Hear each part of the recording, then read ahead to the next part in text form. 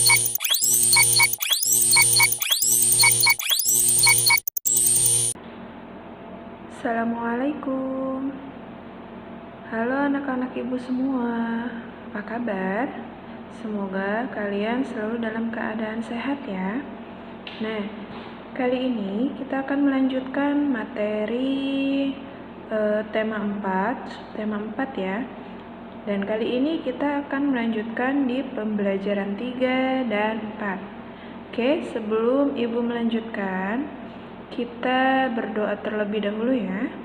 Berdoa dimulai.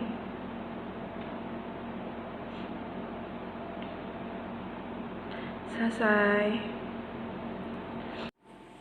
Nah, di sini kita lanjut ke pembelajaran 3 ya. Kepedulian terhadap lingkungan harus kita tingkatkan. Peduli lingkungan sekitar dengan selalu menjaga kebersihannya. Salah satu upaya untuk menjaga kebersihan lingkungan adalah dengan gotong royong. Kegiatan gotong royong membersihkan lingkungan wajib dilakukan secara rutin. Dengan lingkungan yang bersih dan rapi, maka kesehatan masyarakat pun terjamin. Nah, kalau seandainya di lingkungan sekitar, itu pasti ya, setiap RT melakukan kegiatan gotong royong untuk membersihkan lingkungan dari sampah. Biasanya sampah itu ada di mana-mana ya. Kalau misalnya ada yang membuang sampah sembarangan, tuh kalian wajib menegurnya, memberitahukan bahwa untuk membuang sampah harus di tempat sampah. Oke.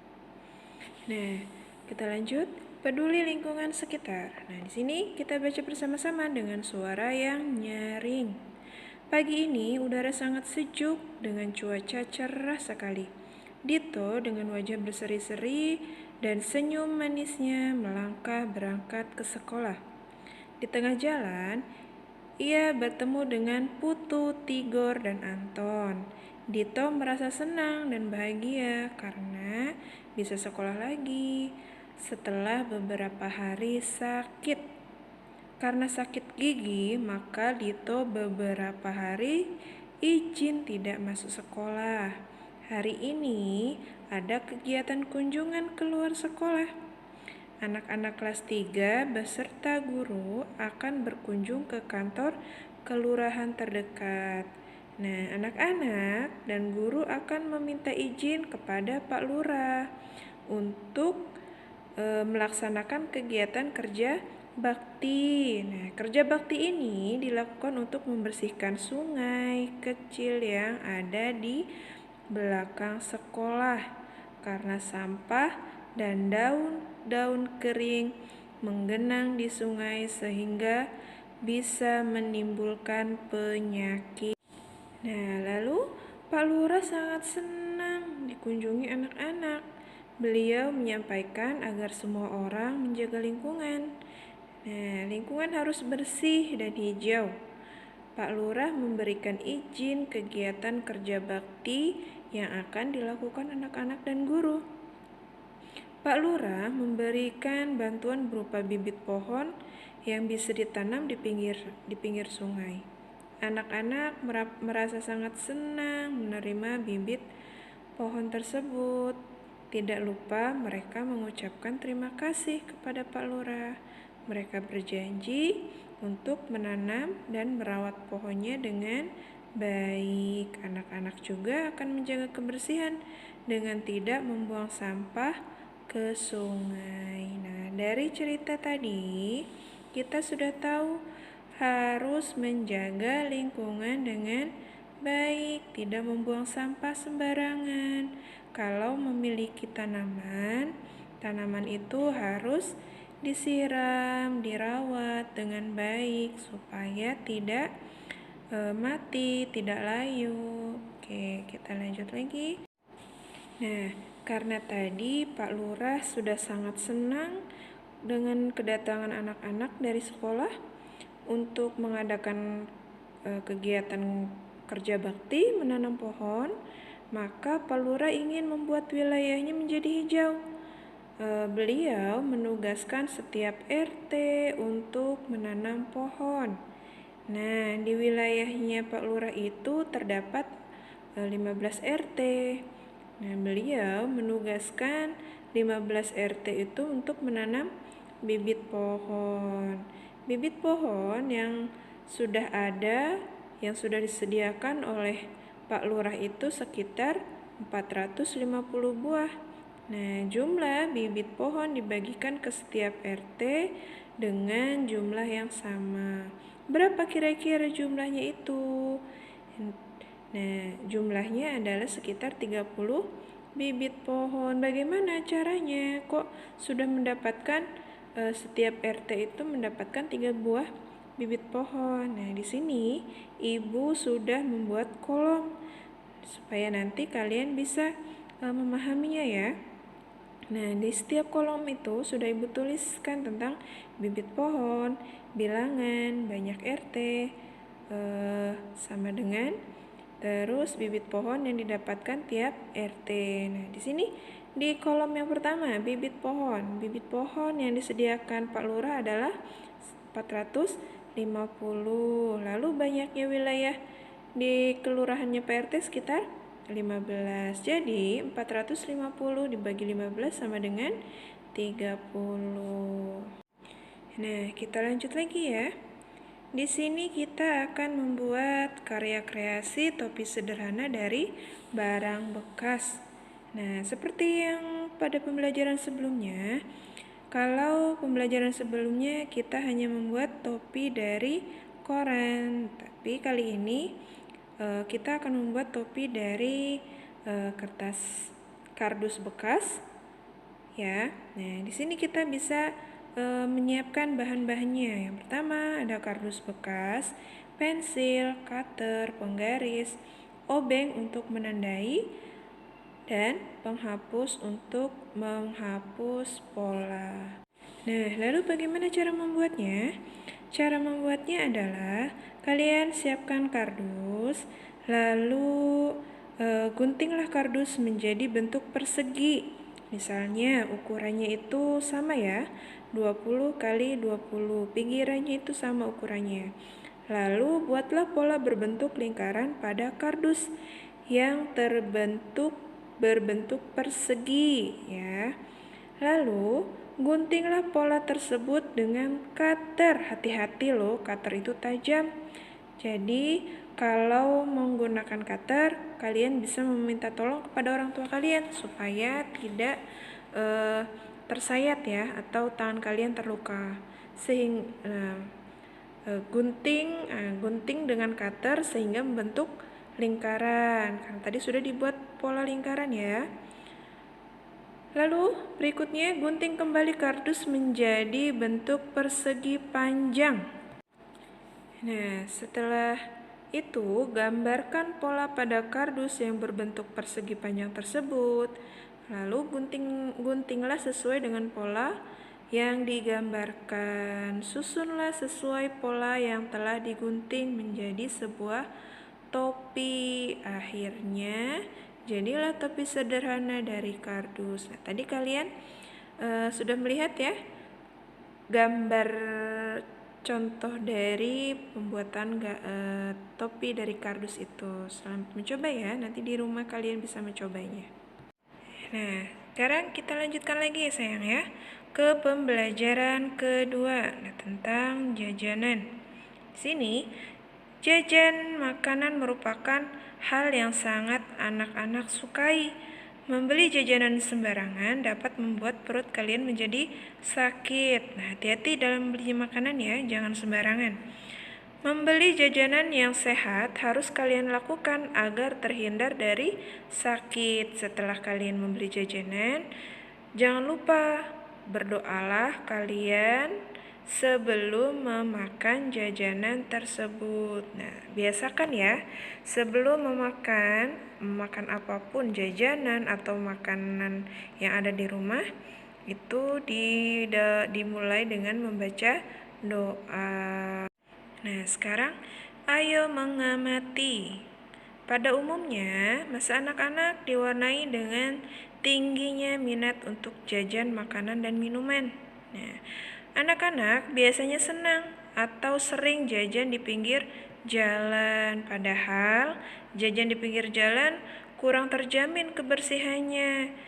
Nah, harus hati-hati ya. Kadang kita sudah suka melihat ada yang menjual gorengan, minyak gorengnya sampai hitam. Tuh, hati-hati kalau kalian melihat tukang gorengan menggunakan minyaknya hitam, kalian harus hati-hati karena itu sudah tidak bersih lagi ya. Lalu di sini jangan dan hindarilah untuk selalu jajan makanan yang tidak sehat. Karena akibat jajan sembarangan dapat menyebabkan sakit perut. Nah, kalau kalian jajan harus hati-hati. Minyak yang digoreng oleh penjual, kalau sudah hitam, kalian tidak usah membelinya.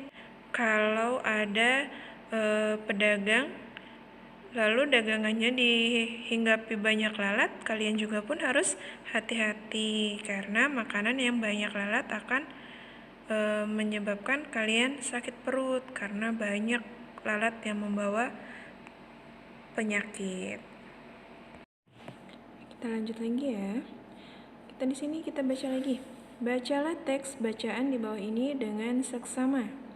Jalan yang bersih.